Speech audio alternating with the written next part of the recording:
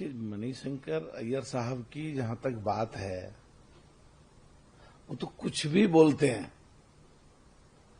पिछले दिनों भी पाकिस्तान में जाकर के ऐसे बयान दिए थे कि लगता है ये पाकिस्तानी है। और ये पूरे वर्ल्ड ने देखा, हमारे देश के सांसदों ने पाकिस्तान का जिस तरह पर्दाफाश किया और पूरा उजागर किया किस तरह वो आतंकवाद को सपोर्ट करते हैं और आतंकवादी किस तरह पाकिस्तान के हमारे देश में आए और किस तरीके से उन्होंने किया। और हमने फिर पूरे पाकिस्तान और पीओके में पाक उग्रवादियों के अड्डों को किस तरह उड़ाया। जहां तक मणिशंकर साहब की बात है, मुझे लगता है पॉलिटिक्स में दो लोग होते हैं, एक रिलेवेंट एक इररिलेवेंट। अब वो शायद इररिलेवेंट हो गए हैं और कभी कभी बीच बीच में रिलेवेंट होने के लिए ऐसा बयान देते हैं जिससे टेलीविजन में उनकी खबरें चल जाएं, पर ये बिल्कुल निराधार बेबुनियाद उनका बयान है। हमारे देश के सांसदों ने पूरे विश्व में जाकर के अलग अलग देशों में पाकिस्तान का जिस तरह बैंड बजाया या पाकिस्तान को जो उजागर किया या पाकिस्तान के और उग्रवादियों के जो रिश्तों का पर्दाफाश किया, वो सबके सामने सब लोग जानते हैं। कहा भारत की इकोनॉमी को शशि थरूर ने खंडन किया और बताया कि किस तरह से हम निर्यात कर रहे हैं 90 अरब डॉलर का, क्या कहना है? देखिए, जहां तक बात राहुल गांधी जी के बयान की है, मुझे तो ऐसे लगता है कि वो इतना ज्यादा होपलेस हो गए हैं एनडीए से या मोदी सरकार से कि वो खिलाफत करते करते वहां तक पहुंच जाते हैं जहां भूल जाते हैं एनडीए देश नहीं है, देश सबसे ऊपर है। देश की खिलाफत करने लगते हैं। और जो पिछले दिनों देखा, जो भी देश के खिलाफ बोलेगा, पाकिस्तान बोले चाहे दूसरे देश बोले चाहे अमेरिका बोला, वो उसी को सपोर्ट करने लगते हैं। अरे क्या चाहते हो? देश की खिलाफत करना चाहते हो? कम से कम इतना सोचना चाहिए था। कांग्रेस ने आजादी के बाद जो इकोनॉमी को इतना मजबूत किया है, वो भी तुमने 60 साल की वो भी डेड कर दी। अगर वो डेड है तो फिर आज हम और आप और पूरा देश जो सारा हर दृष्टि से तरक्की कर रहा है, जो आपके तत्कालीन 2004 से 2014 तक के प्रधानमंत्री मनमोहन सिंह ने कहा, हम देश की आर्थिक स्थिति या इकोनॉमी देश की चौथे नंबर पे ले आएंगे 2040 तक, हम 2025 में लेके आ गए। जब बंबई का हमला हुआ, लोगों को भून दिया गोलियों से, तुमने कुछ नहीं करा और बाद में समझौता हुआ, दोनों देश शिकार हैं आतंकवाद के और समझौते में आज की वैल्यू लगाएं तो 55,000 करोड़ और दे दिए, जिससे आज हमारे देश के निर्दोष लोगों को वहां के आतंकवादी उस पैसे से हथियार खरीद के हमारे देश को सता रहे हैं। तो क्या बोल रहे हो तुम? अरे आज पूरे वर्ल्ड में देश की चर्चा है। देश के लोग पूरे विश्व में किसी भी देश के एयरपोर्ट पर जब उतरते हैं तो आज भारत के लोगों को बड़े इज्जत के साथ देखा जाता है। तो ऐसी कोई बयान मत दो जो देश के खिलाफ जाती हो, देश के लोगों के खिलाफ जाती हो, देश के नौजवानों के खिलाफ जाती हो। देश की इकोनॉमी को अगर राहुल गांधी जी डेड बताओगे तो ये देश के भी खिलाफ, देश के लोगों के खिलाफ, देश के नौजवानों के खिलाफ, 60 साल कांग्रेस का सरकार रहा उसके भी खिलाफ। हमें तो जो चाहे कहना कह दो आप। हमने 2040 में जो कांग्रेस सोचती थी 2025 में करके दिखाया। ये देश देख रहा है सब और सब समझ रहा है। के खिलाफत कर रहे थे तो उस समय अरुण जेटली जी उन्हें धमकाने के लिए गए थे, क्या कहना? देखिए, इस बारे में अरुण जेटली जी के बेटे का बयान आया है।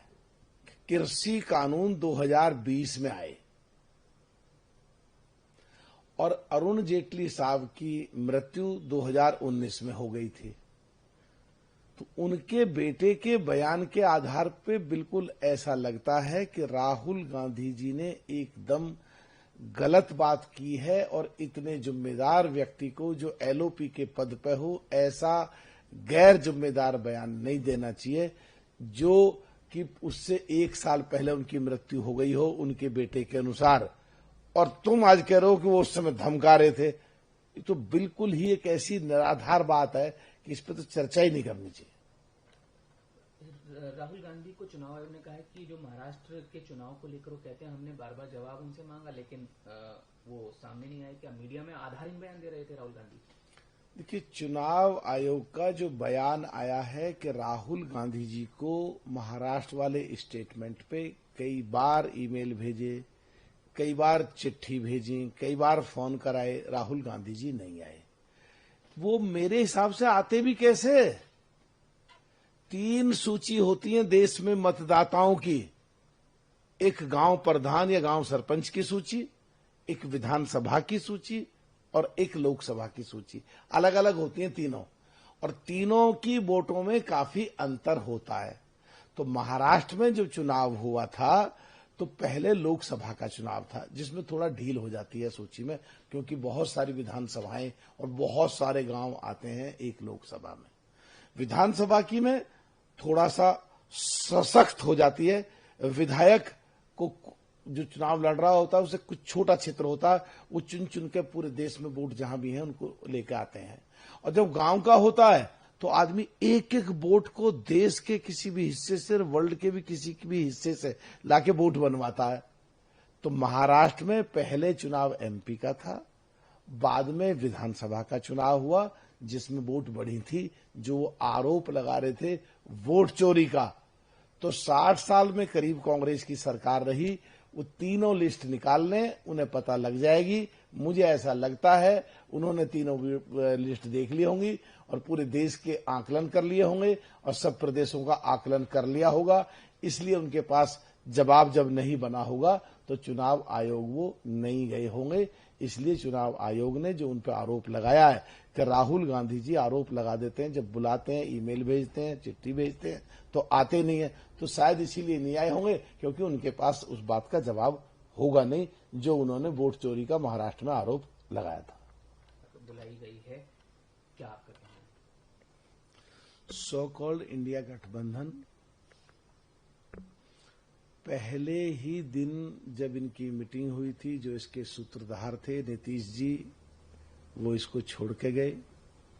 फिर लोकसभा के चुनाव से यूपी में भी इनकी काफी तकरार चली, हरियाणा में लड़ाई हुई, अलग अलग लड़े, दिल्ली में अलग अलग लड़े आप पार्टी और कांग्रेस विधानसभा के चुनाव में, और महाराष्ट्र में अखिलेश जी के साथ जो अखिलेश जी की जिस तरह इंसल्ट की इन्होंने, और राजस्थान में भी जिस तरह अखिलेश जी के साथ तालमेल नहीं बैठा, हरियाणा में भी अखिलेश जी को बिल्कुल सीट नहीं दी, और यूपी में उनके साथ उनके सहारे से काफी एमपी जीत करके इनके आगे, महाराष्ट्र में भी उनको सीट नहीं दी, महाराष्ट्र में अखिलेश जी ने अलग लड़ा दिए, तो इनका वहां भी सब साफ हो गया।